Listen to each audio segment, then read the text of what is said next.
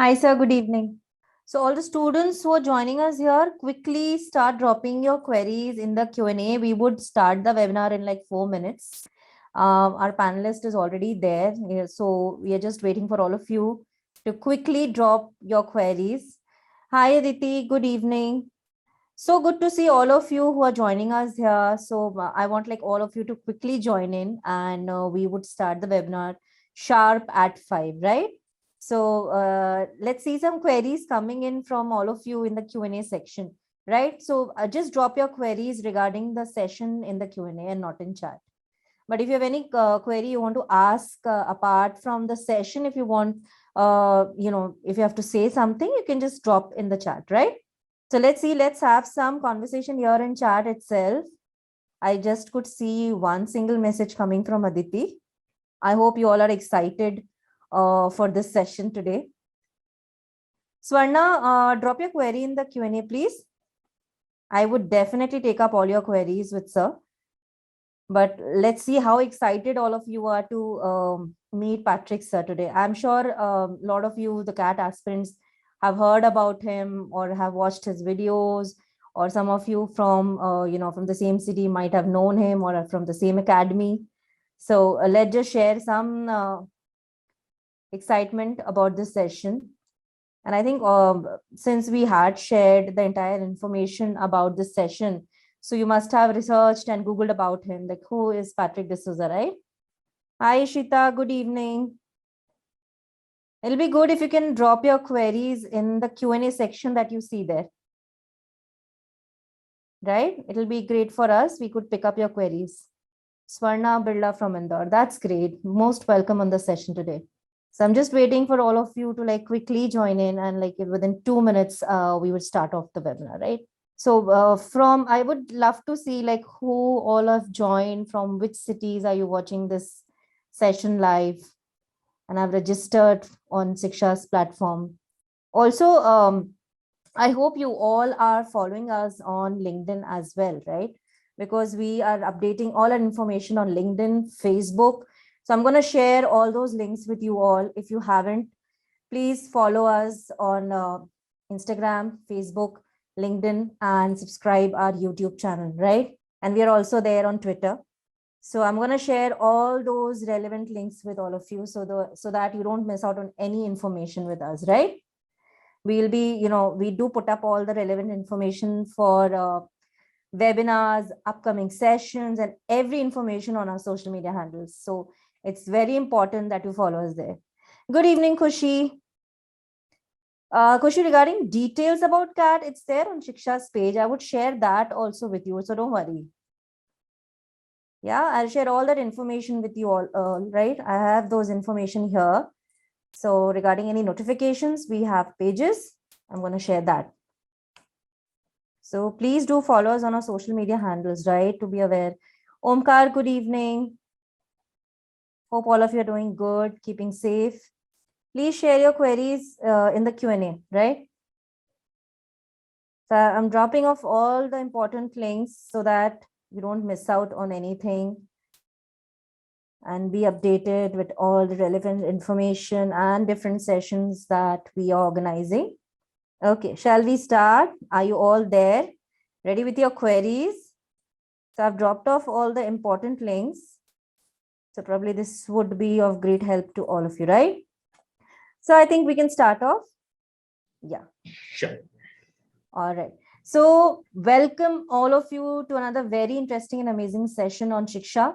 I'm Bhagyashri, your moderator for this session today.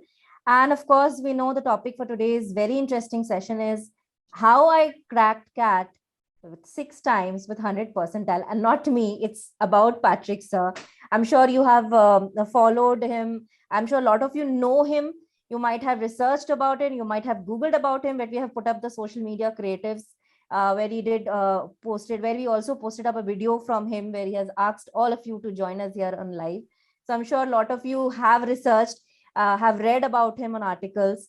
So let me introduce you today, Patrick D'Souza, 6 times 100 percentiler, founder and trainer at Q1 Academy. Sir, thank you so much for taking out time. I know you're very, very busy and you have been training students for so many years. So I think this session is Very useful, very informative, and going to be very interactive for all the CAT aspirants. Right. Hi everyone. Good evening, everyone. Yeah, try and make it as interactive as possible and as informative as possible. Please do ask me questions so that I would know what queries you have, and accordingly I can answer your queries and maybe accordingly guide you. Right. So, like, before throwing any questions, sir, we would definitely would want to listen about like a brief intro about Patrick D'Souza, sir. I'm sure, because even I researched, even I Googled. So I am very excited to know a bit about this CAT topper sitting in front of us and sharing his experiences. I'm just a normal person. Yeah, I've been there in Mumbai throughout, except for my engineering, where I went to MNNIT Allahabad or RSC Allahabad, as it was called that time. Post that, I worked for 1 year in Larsen & Toubro, and then I went across to studying management from Bajaj.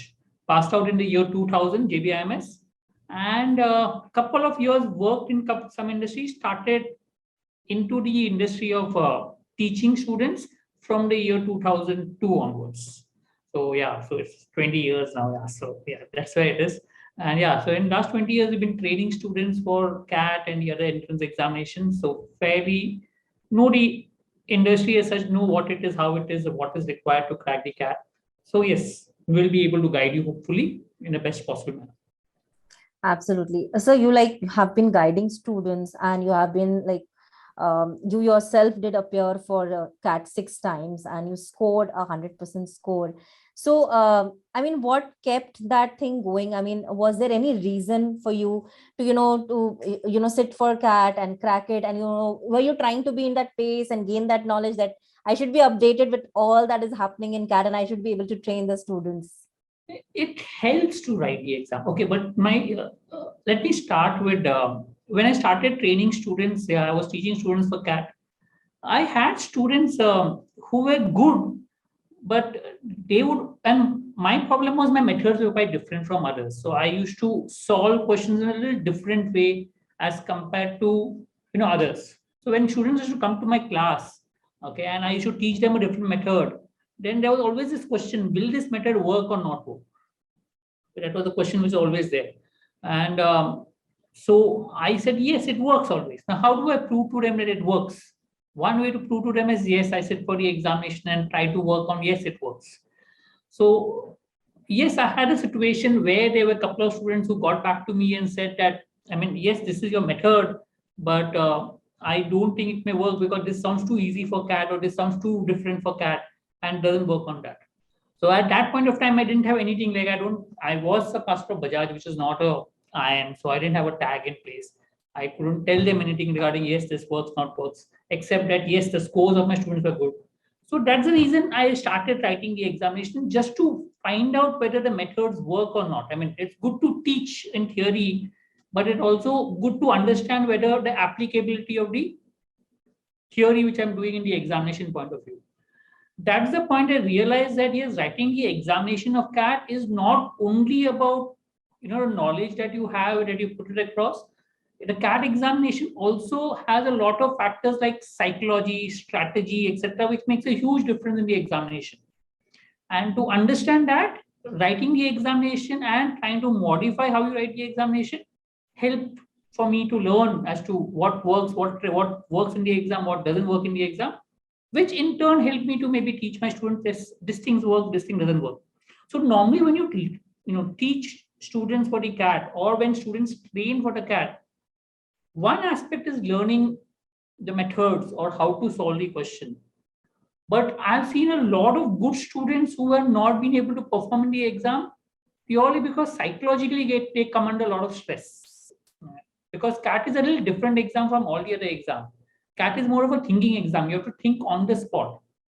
And because you have to think on the spot, the more relaxed you are in the examination, the better you would perform. Let's be very clear. So that means I should be able to be more relaxed in the exam. And if I'm relaxed in the exam, I will be able to apply whatever I've learned in the examination. And that is what is important. That's one part. Second is the strategy, the way you apply.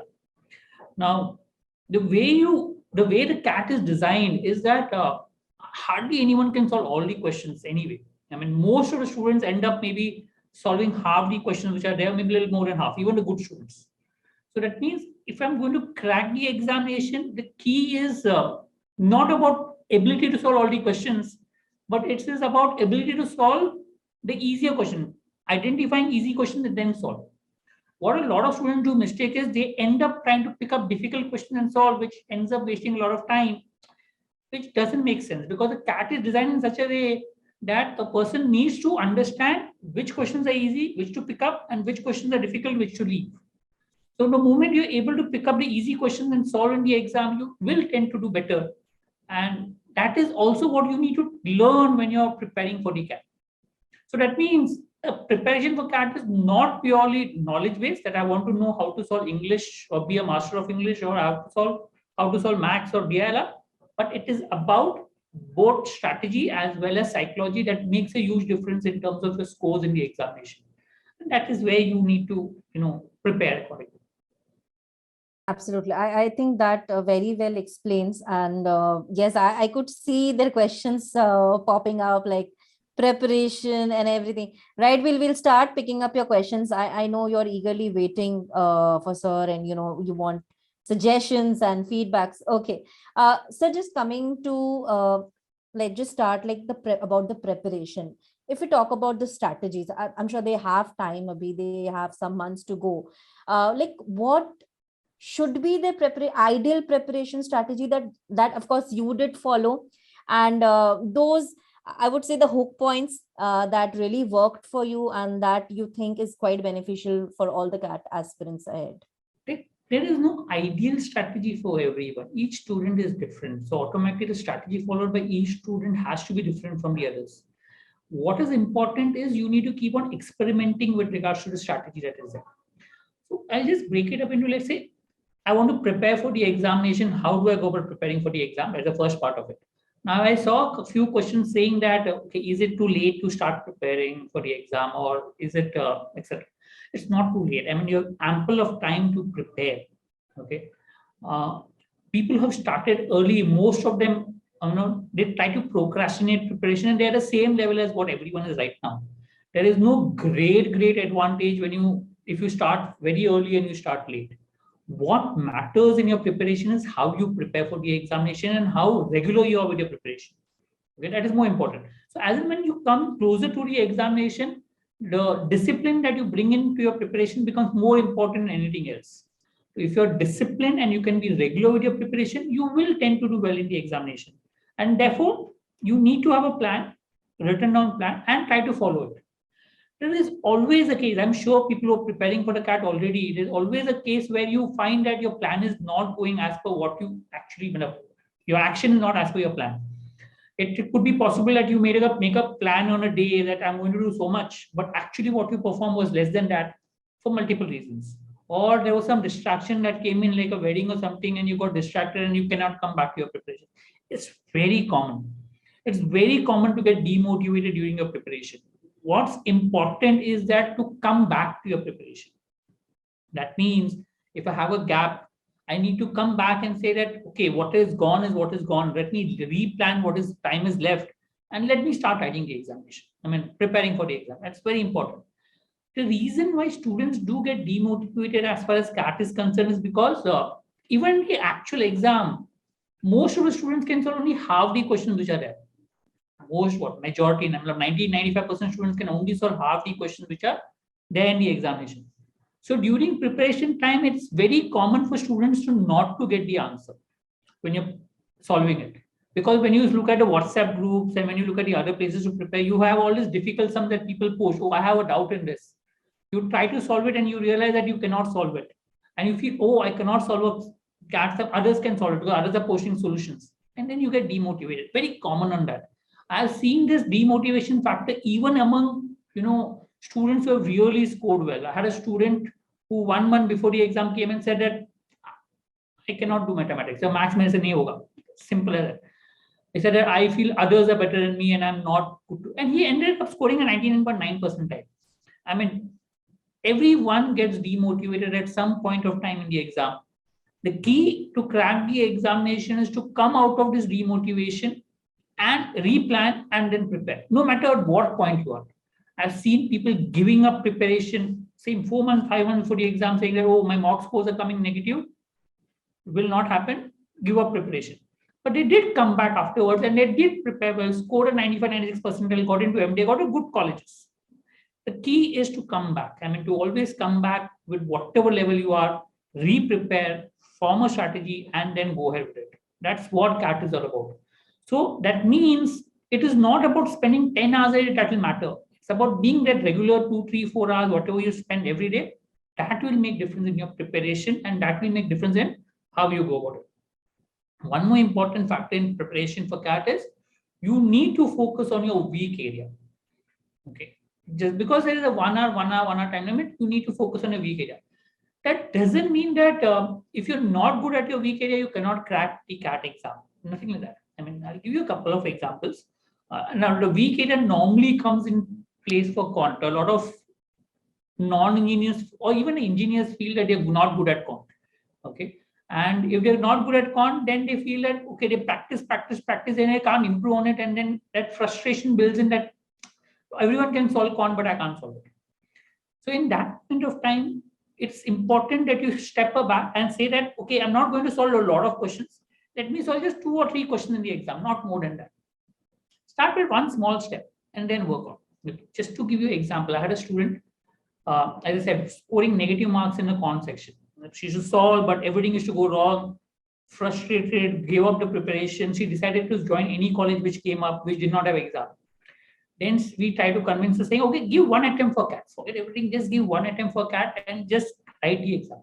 So she came back, she said, okay, let me just write 1 attempt for the CAT. I can get into college next year also, but let me just try 1 attempt for a good college. Came back.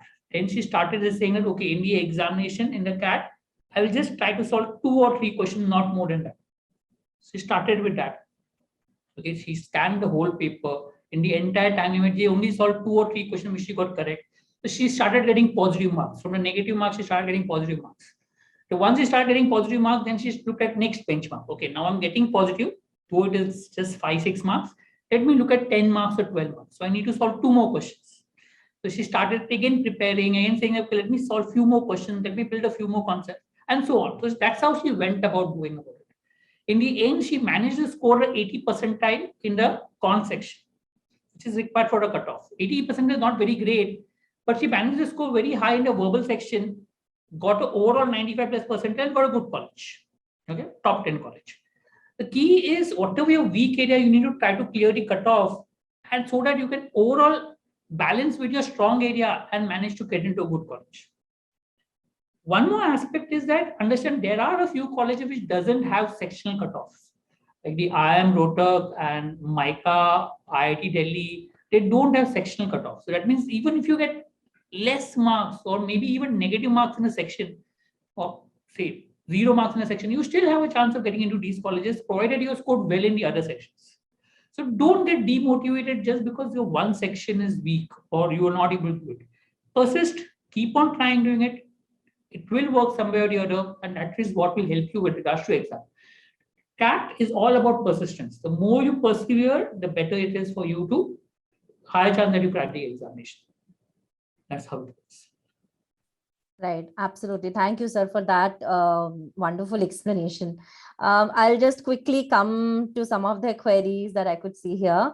So Swarna is here from Indore, and Swarna wants to know like how much we need to give to each subject for CAT, like how much of preparation and how much of dedication every subject requires.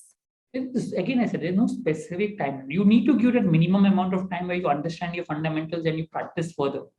But let me break up the broad area that you need to go about it, how to prepare each area. First step is to complete the syllabus. Now, when you're talking about completing the syllabus for mathematics, it takes normally more time because mathematics has more concepts in place. There's a huge number of chapters, 20, 25 chapters which are there in mathematics, which you need to complete, you need to understand the concepts and then go about it. Whereas in verbal, the only thing that is required is reading. So if you are regular in your reading and if you have been reading regularly, you may require less time. But yes, if you have not been a regular reader, then you require more time for reading. Okay. DLR is somewhere where you just keep practicing. In the initial phase, you may not find the importance of DLR so much because there are not too many concepts involved in DLR. DLR is more of thinking process. It's just graphs and charts and some logic. So you may not feel the importance of DLR start. DLR becomes important when you go into the mock phase. When you start writing a mock, when you find it difficult to solve the DLR sets, at that point of time, DLR becomes a little difficult as such. But yes, coming across what is the time required for preparation as such. If I take 5 months to go in the examination, if I can give on an average maybe around 4 hours a day, should suffice to get a good percentile as such, provided your basic fundamentals are clear. Okay. So 5 months. So if I say 5 months, so each month will be 30 days, 30 into 4, 120 hours. 120 hours into 5 will be around 500, 600 hours of preparation is what would be required to crack the examination as far as CAT is concerned. Proper 4 hours dedication per day. Yes, the time will vary. Maybe in some days you give less time, some days you give more time. You may give a little bit more time on the weekends because you were working, but less time on a weekday. All that variation time. But you can say 600 hours of preparation is sufficient with regards to preparation. Little bit more time for maybe a weak area, less time for your strong area. For example, maybe if verbal is a weak area, even maybe 100, 150 hours should suffice. If verbal is a strong area, you may require just 100 hours of preparation, which means you require more time for con section and so on. So it is a rough planning in terms of preparation. Coming to completing the syllabus for con, each topic. If you start from now, maybe around 2 to 3 days. 3 days per topic is what is required to complete the topic. So in that 3 days, what you need to do is just understand the fundamentals in one day, theory a bit, and solve a few sums. And rest 2 days, maybe just spend on solving a few sums. So in these 3 days, if you can spend 2 hours per day or 2.5 hours per day, so around 6 to 7 hours per topic is sufficient. Except maybe if a topic is a little bit more complicated, like geometry may require slightly more time, but most of the topics you can complete within 6 to 7 hours. So that's the time required for preparation per topic as far as possible. Right. When you're solving the mocks, that is the second stage. At that point of time, yes, you have to solve the mocks and analyze the mocks. At that point of time, your most of the time will be spent on mocks and analyzing the mocks. And from there, you look at what to improve and then work on that. So that's how you try to work on those improvement areas. Right. Thank you, sir, for that answer. Okay, we will start with the section wise. Like we have a question from Hitesh, who has been asking about VARC preparation from July. Like what should be the preparation for this particular section if he starts from July? Okay, for VARC, I have a little different thought process from as compared to others. I feel that if you just read and do nothing else, you can still do well in VARC. Okay, I'll just give my example again, maybe this time. So I used to, that VARC used to be my weakest section. So I did a lot of preparation when I was writing the CAT for VARC because I knew it was my weak section. I did word list. I did a lot of grammar exercises. I did a lot of RCs exercises and so on and so forth. But unfortunately, my scores in VARC did not improve.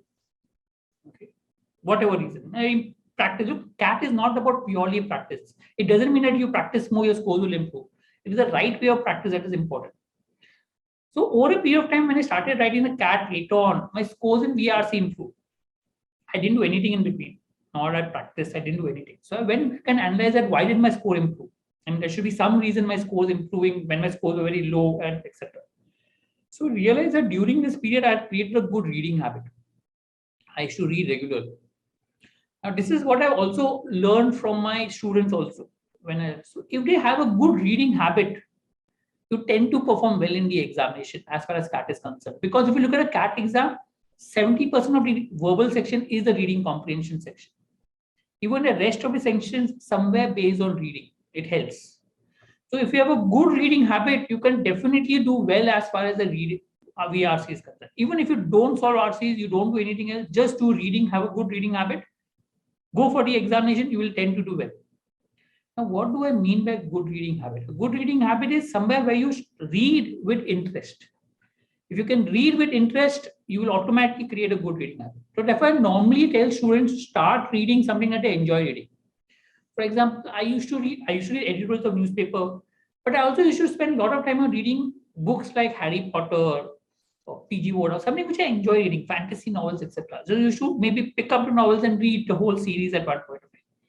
So I enjoy reading that, and that helped to create a good habit of reading. So when you read, make a balance between something that you enjoy reading, because that creates a good habit of reading, and something that is general, like editorials of newspaper or some articles of different areas. So balancing the two will help you to create a good habit of reading. That will help you to score. I've even scored a 99.95 and 99.93 in the verbal section without preparation, purely because of reading. So in that case, I normally recommend reading is very important. Do solve RCs. I'm not saying RCs. Anyway, in the mocks, you do solve RCs.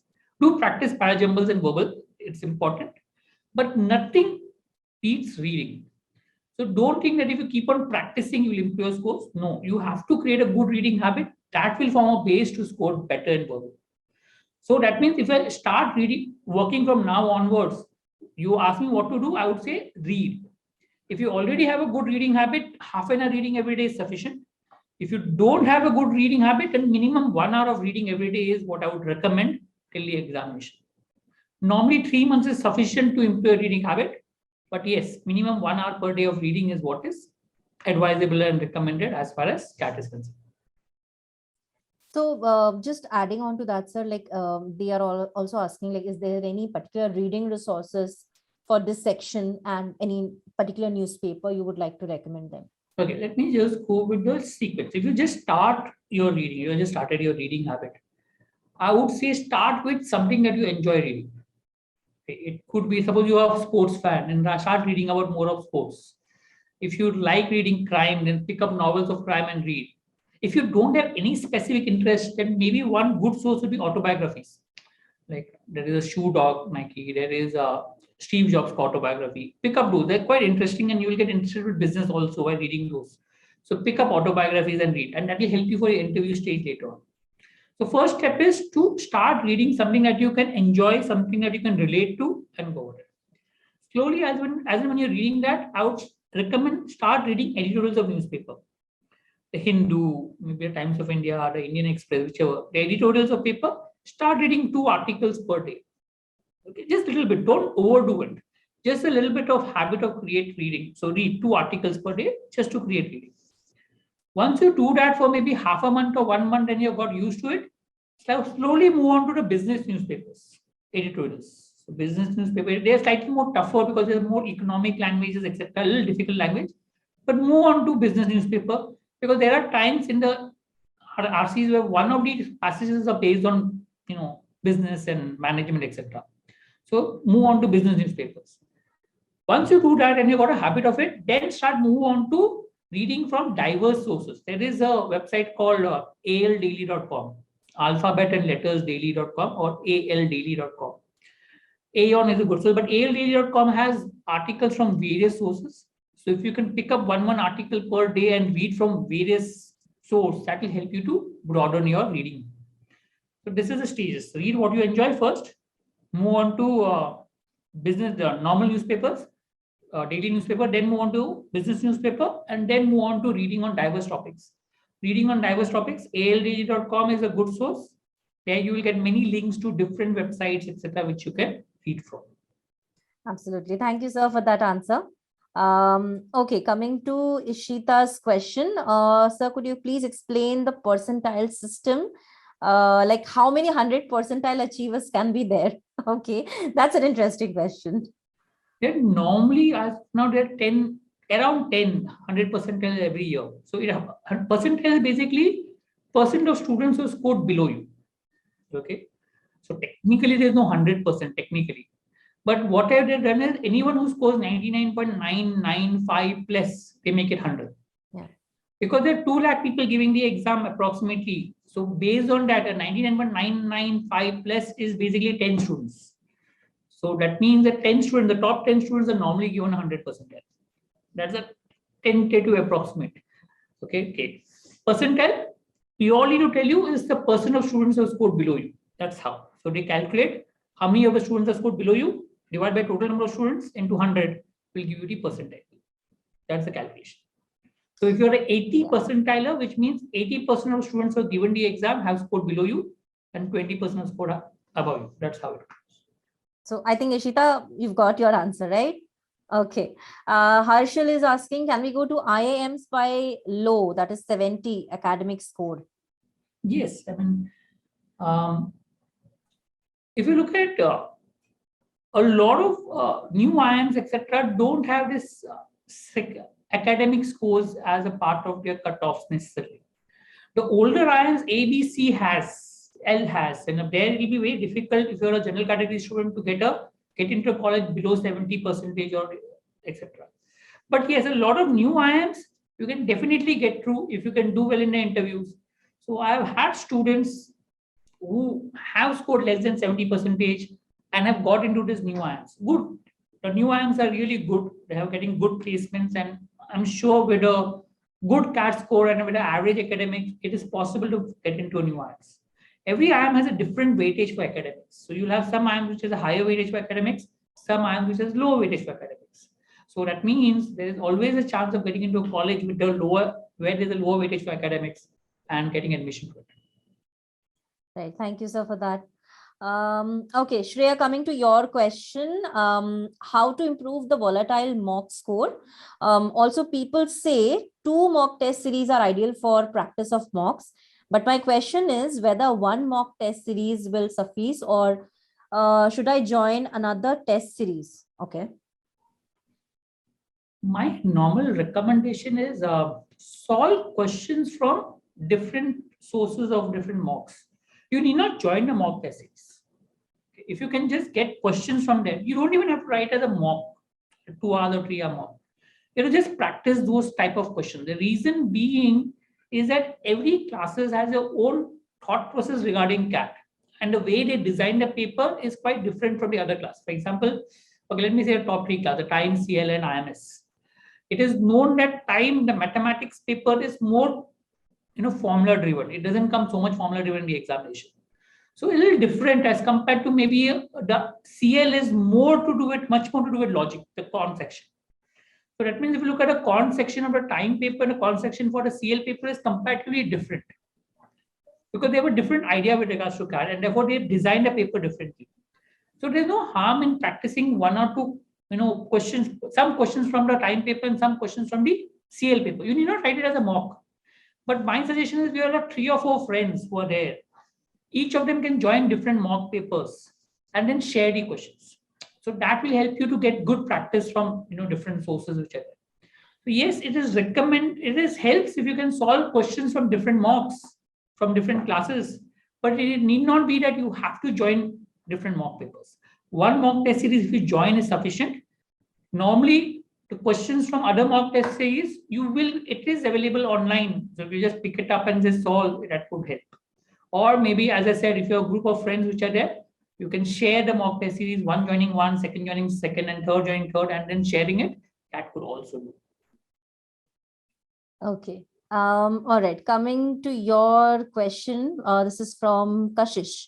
Okay. So I think this is a similar question that a lot of them are asking here, that we want to start preparation now, and she's in 2nd year of BBA.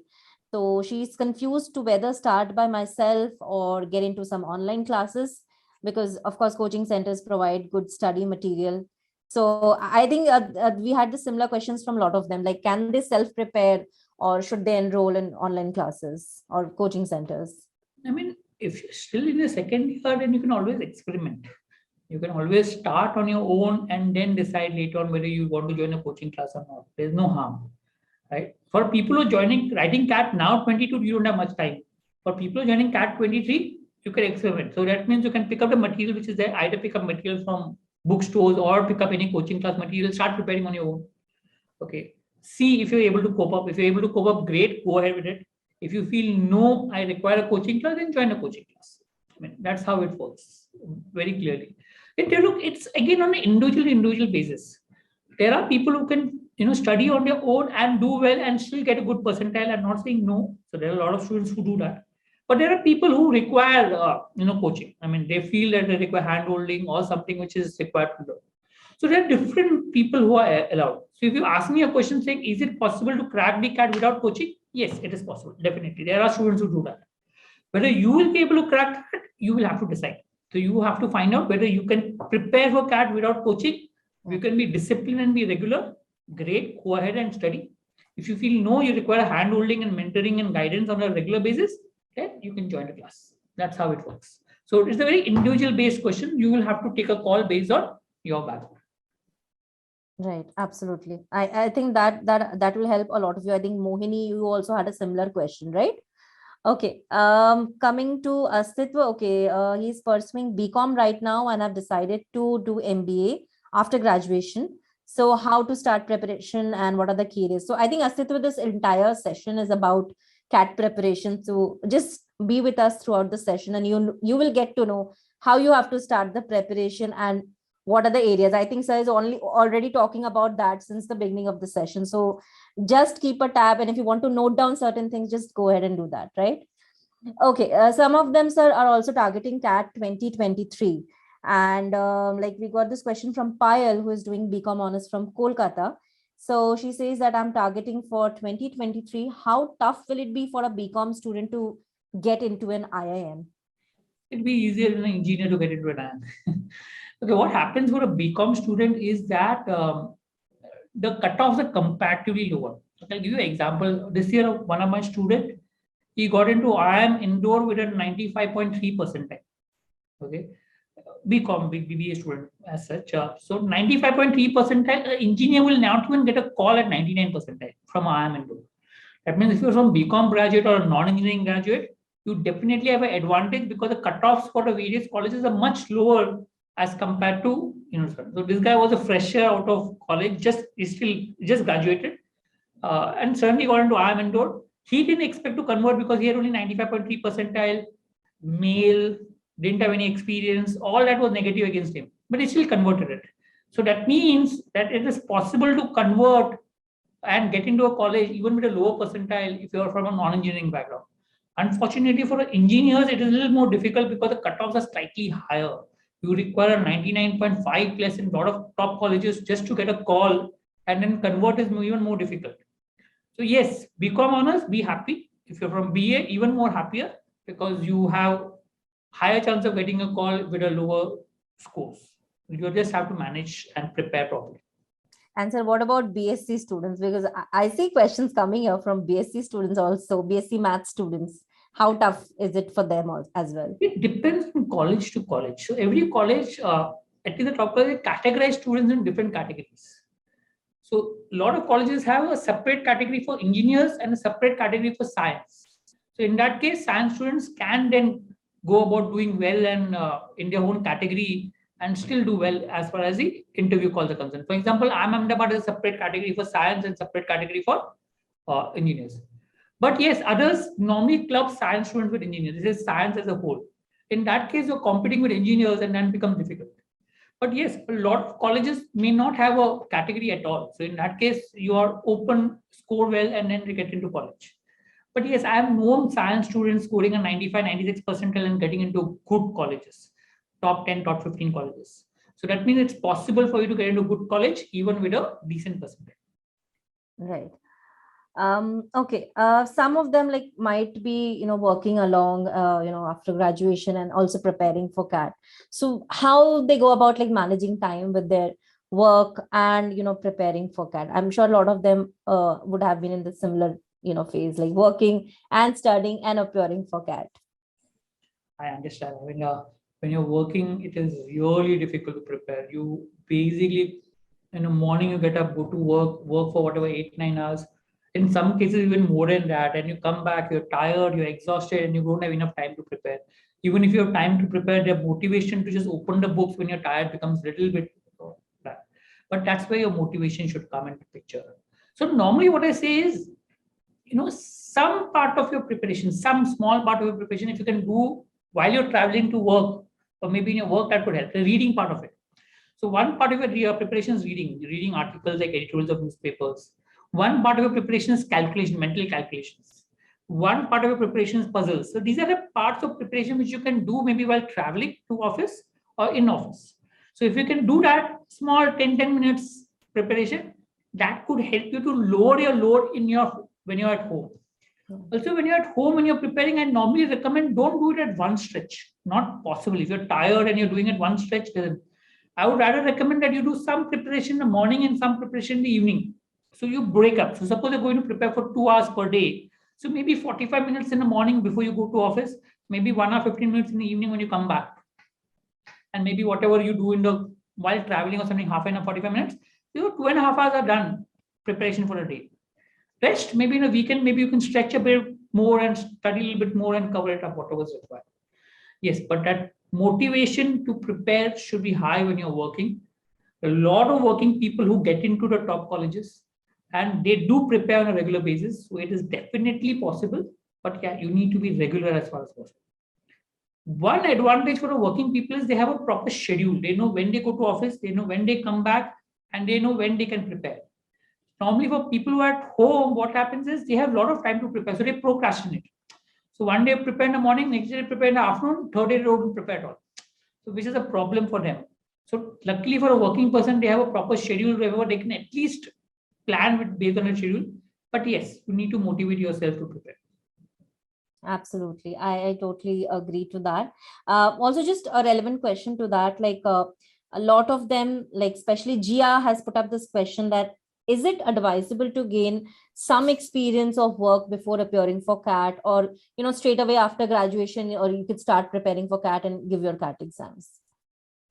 Work ex is not a must as far as India is concerned. And if you're going for foreign education and foreign MBA, yes, their work ex is necessary. But in India, if you look at it, most of the colleges, there are a lot of freshers who are there in colleges. So it's not a must, or it is not even necessary to get a work ex. So there are advantages, disadvantages of work ex. So if you have a relevant work ex, it does help. So when you're applying for jobs in campus, and if you have a relevant work ex, for example, if I have an IT work ex and I'm applying to an IT company, so yes, I have an advantage of saying that I have a work ex which is relevant, please take me. So that helps. But yes, I have seen people who are freshers getting into college and getting top jobs. So I had a person who, fresh out of BCom, got into IIM Ahmedabad, fresh out of IIM Ahmedabad, got into McKinsey, one of the youngest person to get into McKinsey. Why did he get in? Because he was fresher. So no need of work ex to get into top college, as long as you have shown your credentials in the past. That's how it goes. So is work ex necessary? No. Does work ex help? Yes, if it is relevant to what you want to do. If it is not relevant to what you want to do, it may not help much. All right. Okay. Usha Shri has this question. So there are some people who are weak in DILR, that is data interpretation and logical reasoning, and QA due to less mathematical ability. Can you suggest us some tips to overcome these? Again, it depends on how weak you are. I mean, there are gradations of weaknesses. But let me say you're really, really very weak in calculations and mathematical ability. So what I would recommend is, in that case, pick up topics which you're comfortable with first. I mean, assuming you're really, for example, a lot of people find geometry difficult. A lot of people find permutation combination difficult. Normally, geometry has a good weightage in the exam, but unfortunately, the questions that come in the exam sometimes are quite tough. You cannot solve it. Permutation combination has hardly any weightage in recent exam. Hardly one question which is there. You can leave it off, right? So look at topics which are difficult and which has less weightage. Skip it. Pick up topic which you find comfortable, like averages, profit and loss, percentages, etc., and solve those. Now, in these, also learn to pick up easy questions and solve. So when you're solving in the examination or mocks, try to see if you can pick up 3 or 4 easy questions and solve. If you can do that, you should be able to clear the cutoffs. Right? That is what is important as far as CAT is concerned. CAT is designed in such a way that there will be always some easy questions, some medium level questions, some tough questions. I mean, their designing is that. I mean, when the paper setter sets the paper, he's told that design 5 easy questions, design whatever 10 medium level questions, design whatever difficult questions. It is given to him. So he has that 5 easy questions in the examination which he has to design. So when you're going to solve, you have to pick up those whatever out of that 5. Even if you pick up 3 or 4 easy questions and solve, get them right, you should get a decent percentile to clear the cutoffs, 70 percentile, whatever it is required. And then try to maximize the score in the verbal section. That's where your verbal is. Apart from this, I would recommend do calculations on a regular basis. One reason why people are scared of mathematics is calculation. Not tough calculation, simple calculation, single digit, 2 digit calculation. So what happens is a lot of students, even to add simple numbers like 12 plus 15 to use paper. I mean, 12 plus 15 you can do in your mind if you practice it. So do simple calculation in your mind as far as possible. If you are able to do simple calculation in your mind, then that fear of mathematics is reduced. Because a lot of people fear mathematics and DLR purely because of the numbers which they see. ODC numbers, they get scared of the calculations, and then it's a put off. So if you can be comfortable with numbers to some extent, it should help you to be, score better or prepare better as far as the exam is concerned. So in that case, it's recommended that you be comfortable with calculations and solve one puzzle every day. Any puzzle, Sudoku, Minesweeper on a computer, or any puzzle that makes you think. DLR is more of a thinking ability. Even Max has a lot of thinking ability. So if you can just solve one puzzle every day, that should help you in your DLR as such. Right, absolutely. Okay. So now students are here wanting to know your small habits on a daily basis that helped you in getting 100 percentile. Like there are a lot of them who will be sitting for the next year 2023 exams, and they want those habits that you have followed so that they incorporate them in their daily routine as well. Okay, my current habits I would not recommend, but yes, the habits that I got 100 percentile, I'll put it across on that. Okay, as I said, for verbal, very clearly, what I've realized from my past experience, I've been experimenting a lot over this past period. What I've realized that 3-4 months before the exam, if I'm a regular reader, I read regularly, my scores in verbal are high. If I don't read on a regular basis, my scores in verbal are automatically low. So that means at least the next whatever time is left, you have almost 5 months left, less than 5 months left. Okay, let's say 4 months. Ensure that you read on a regular basis. Ensure that you at least read one full series of a novel which is there, maybe Harry Potter series or something like Lord of the Rings or something that you enjoy reading, just a series of novels. So I have read Harry Potter 3 or 4 times. I've read Lord of the Rings 3 or 4 times, whatever, Ice and Fire, Song of Ice and Fire as well. So read one series completely during this period and read whatever you like. You can read Hindu is a newspaper which you can read, or maybe any newspaper which you want you can read. But make a good reading habit. That's very important. Okay, for verbal. Apart from whatever you practice, I'm not getting into it, but for verbal, reading habit is a must. Coming to also in the reading habit, read what you enjoy reading. Big part of it should be reading what you enjoy. Coming to mathematics. Okay, what I think has helped me a lot to improve my scores in maths over a period of time is that for every question that I solve, I try to look at, is there a better way of solving? So what happens is when I should teach students at that time, okay, before I go to class, I say, okay, this question has an explanatory answer already in the books. How will I value add to students? I can only value add if I can find a better method than what is given in the book. So I was constantly looking out for better ways of solving, a better method of solving, both the mocks as well as the normal classes. So that means if you really want to improve your scores in mathematics or improve, for every question that you solve, try finding out a better way of solving. Can I use options? Can I substitute values? Simple techniques, nothing great techniques, simple techniques. You will see almost a lot of questions have these techniques which are there, where you can substitute values, substitute options, do some simple techniques, and you'll get the answer. Why people don't get the techniques is because they don't search for it. The first step is to search for it. You may not get it initially when you start off, but over a period of time, when you start applying it on a regular basis, you'll be able to do it. So that means for every max sum or everything sum that you solve, spend a little time after the sum, solve the sum to search for a better way. That will help you to improve your mathematics. For DILR, I think practice helps. I mean, if you can just practice a few sets on a regular basis, that should hopefully help you in a DILR. If you're good at solving puzzles, it will help. So solving Sudoku helps. So solving some puzzles on a regular basis could help you improve in a DILR. So reading for verbal, searching for better methods for each question for quant, simple methods, options, etc. And solving one puzzle maybe every day for logic TI. If you can do this, it should help you across sections. I think all of you should really, really note down these things. These are very, very important, and you should not definitely miss this very important habits that sir have been following, while preparing.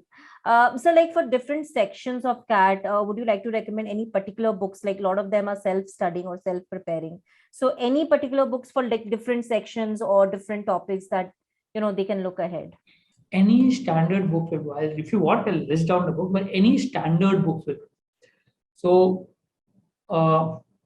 there is, in terms of books, Arun Sharma, Nishit Sinha, these both the books are good. And there is one more book, I just forgot it. Yeah. So Arun Sharma and Nishit Sinha both are good books as such. You can refer that. Then same, we have a DLR books also. You can refer to DLR for that. Verbal, I don't refer any books. So I don't know of books. Reading is what helps. Or any classes notes also will do. Any standard classes notes will do. For my students, I tell them to refer to my videos because my class, they will refer to my videos. If you join any particular class, refer to your notes, classes notes. That should suffice because there will be a link between what is taught in the class and what you read from the notes. Therefore, it is important that you refer to your own classes notes, and that helps. Once you have finished the syllabus, then I recommend not to look at any notes at all. Only if you want to go for conceptual clarity, go for notes. Instead of that, go to the mocks and practice questions from the mocks. I'm not saying write the mocks as mocks, but pick up questions from the different mocks and just practice like a practice session. Because in the mocks, the questions are more application based. In the books, the questions are more theoretical based, conceptual based. In the CAT exam, you'll have more application based questions, which is there in the mocks. So at the second stage of preparation, the focus should be mock questions. So pick up questions from the mocks and just practice. That is a better source of preparing than the books at the second stage. Right. Okay. Age limit for CAT exam. So this is from Swamanika Singh. There's no age limit as such. You can write a CAT at any point of time. Right. Absolutely. Okay. Shubham Singh, is it necessary to do job instead of internship in the span of 2 years for getting good colleges? Okay. Between internship and job, obviously job is preferred because job has got marks and weightage in the interview, whereas internship has no weightage for the interview. But yes, if you don't get a job, then internship will do. There's no harm in doing an internship. At least when you go for the interview, you can say that, yes, I have had an internship experience. I have had a corporate experience. So you can say that. But there's no great advantage of doing internship because you don't get marks for internship. You'll have to defend yourself anyway in an interview. In that case, my normal recommendation is try to do part-time internship. So you do part-time. So you are not, because you can't prepare for CAT the whole day anyway. So you do part-time internship. So you have enough time to prepare for CAT. So that should help. So either you do a full-time job. If you're not doing a full-time job, then do a part-time internship. That is the second best thing. Right. Okay. Ansafa would want to know about section-wise cutoff to enter top B schools. It depends. As I said, there are some colleges which doesn't have sectional cutoff at all. I give you a few names: IIT Delhi, MICA, IIM Rohtak, etc. Don't have sectional cutoff, so you can get into the college without any sectional cutoff. Right? There will be colleges with different sectional cutoff. It depends. Normally, 80 percentile for the top college, like A, then 70 percentile for most of the colleges, 50 percentile for some of the colleges which are there. So it varies from college to college. Now, how much score will give you that much percentile will depend upon the difficulty of the paper. Normally, in the quant section, if you can, in a 2-hour paper, if you can, even if you can solve 4 questions, you should be able to clear most of the college cutoffs. 4 questions, right? That is 12 marks as such. Same with DLR. If you can get one set correct in a DLR, you should be able to clear most of the sectional cutoffs as such. So one set in DLR, 4 questions in quant, and maybe around 5-6 questions in verbal. I think that should suffice to clear all sectional cutoffs required for any of the colleges. So that means the key is to pick up that easy question and try to get them right. If you can do that, sure you'll be able to clear the cutoffs. Right. Okay. This question comes from Ganesh, Halli Ganesh. So minimum number of questions need to attend to score good percentile. So normally a 99 percentile, 99 is at 50% score. Normally around that. So that means your total score is say 200, that at 100 you can get a 99 percentile. So obviously you'll do some mistakes. So you may have to score more than a half the mark to get the whatever marks is there. So roughly if you're saying that what score is required to get a good percentile is 50% of the total marks will get you a 99 percentile. A rough plus minus based on difficulty of the paper, but around average has been 50%, 90%, 99 percentile. So if you're considering 99 percentile good, then try to score 50% of the total marks, you should be around that. Right. I think Joshita just answered this, like how many questions you should aim and the entire thing, right? Okay. Tips on interview. Okay. My suggestion is don't look out for interview right now. Focus on the exam. Yeah. Maximum what you can do for interview right now is create a good reading habit. Newspaper, editorials, and etc. That will help you for your interview. Second is you can create a good hobby if you have time. Because if you have a good hobby, it helps to clear your mind when you're preparing for CAT, keeps your mind fresh. But having a good hobby also helps in your interview phase. Because one of the ways to crack the interview is to show passion in your interview. If you have good passion in an interview, you can definitely crack the interview. So these two things is what you can work on right now. All right. Yes, Yagnish, I think we just answered this, like when you need to start and what kind of preparations. I think the entire session is dedicated to that. Okay, I have another question from Mitra and wants to know, can I do MBA and CA together? I mean, I have known actually one student who has done MBA and CA. He went into B school, and along with the B school, he did a CA. Okay, as such, but difficult. For MBA entrance and CA, you can do. So if you're preparing for MBA entrance examination and you're doing CA, it's possible because MBA entrance just requires 3 to 4 hours a day preparation. Rest of your time you can prepare for CA. That's possible. But doing an MBA, most of the people who are doing a CA, when they get into an MBA college, they give up CA. But I know of one student who completed his CA once he finished when he was doing his MBA, and he was got into one of the top B schools, and he Bajaj itself, JBIMS, and he completed CA doing that. But most of them find it very difficult to manage because CA is a very difficult course. MBA is a difficult course. Balancing the two at the same time becomes a little difficult. But yes, you normally do CFA along with MBA. That is possible. Okay, that is a lot of people do CFA and MBA together. You can do CA along with the entrance preparation. That is possible. Right. Okay. Okay. I think there's another question from Samyak, and I think this topic was on LinkedIn recently about like IIT MBAs. And I think Samyak has put up this question that are IITs really good for MBA in comparison to IIMs in terms of placement? I think the day before yesterday, I saw some articles on LinkedIn regarding like IIT MBAs getting good packages. So I'm sure they are aware of this. Yeah, IITs are really good. I'm not denying that. I mean, it is the top IITs like IIT Bombay, IIT Delhi, IIT Kharagpur, IIT Chennai is doing well.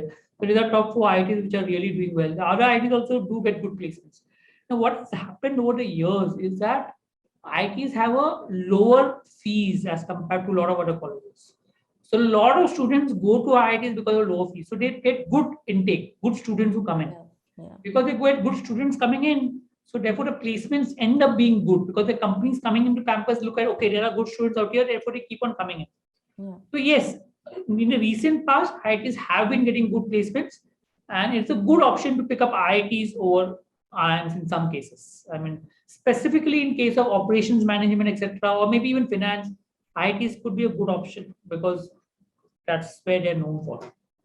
So Samyak, I think your confusion is very well answered, right? So before we move, like we are almost towards the end of the session, I would like to launch the feedback poll before we have like 5 minutes, and I'll pick up like last 1 or 2 questions before we wrap up the session for today. And I know there are so many questions. Even I have a different list of questions from registration, but 60 minutes is not just enough for picking up all the questions, but we do try and take up the maximum that we can. So meanwhile, you're filling up the form. I am sure you have, like the session, you have got answers to your doubts, and we'll try and get more hold of such sessions, which will be useful to you. So just picking up last few questions for sir, and meanwhile, you're filling up the form. I think Kashish, we've answered for IIM and IIT. So let's move to another question from here. Books we have already answered. Okay, so so there's a question coming here from a student who looks a bit confused, and he says that having a 2-year gap without work experience, would it affect admissions if you're trying for CAT 2023? Yes, it does affect. I'm not saying it will not affect, but I have known students who have had 2 years gap and got into even IIM Ahmedabad. So it's not that if you have a gap, you're ruled out of college. So it depends on a lot of factors. Your admission depends upon your entrance exam scores, how have you performed in different areas of your preparation. So cumulative marks ensure that you get into a college or not. So yes, if you score well in your entrance examination, if you perform well in the interview, your academic background is good, then yes, your what marks you lose because of a 2 years gap can be made out with the other scores, and you can get into a good college. I've had students who got into MDI Gurgaon with 4 years gap. So it's possible. You will have to justify your gap for sure. That's the interview preparation is a different thing as such. But yes, if you're asking me 2 years gap possible, yes, last year I had a student who went to IIM Ahmedabad with 2 years gap. Before that, I've had students who with 4 years gap getting into top 10 colleges. So possible. Okay, so Rushikesh has been asking this question from long time. I'll take up your question, Rushikesh. Why IIM Bangalore needs work experience? So he wants some suggestions on this. IIM Bangalore has been quite different from other IIMs over the years. What happened was IIM Bangalore, when it was there in the middle years, it was more focused on the government employees, people who work from the government companies and training them and getting them into IIMs. Yeah. Over a period of time, they continued and they started giving more weightage for working people. So the intake of students in IIM Bangalore, I mean, you can easily get in if you have a WorkX. So every IIM is different. Every IIM has its own flavor in terms of taking people. For example, IIMC is known for giving more weightage for CAT scores and less weightage for academics. IIMA gives you a little bit more weightage on academics. IIMB gives you more weightage for WorkX and so on. So every IIM has a different, weightage.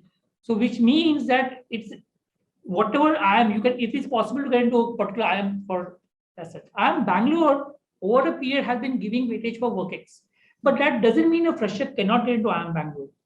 But yes, a fresher getting into a IIMC or IIMA would have a higher chances as compared to IIMB. Right. Okay, Aditi, picking up your question. Sir, please help us with some tips while solving the paper.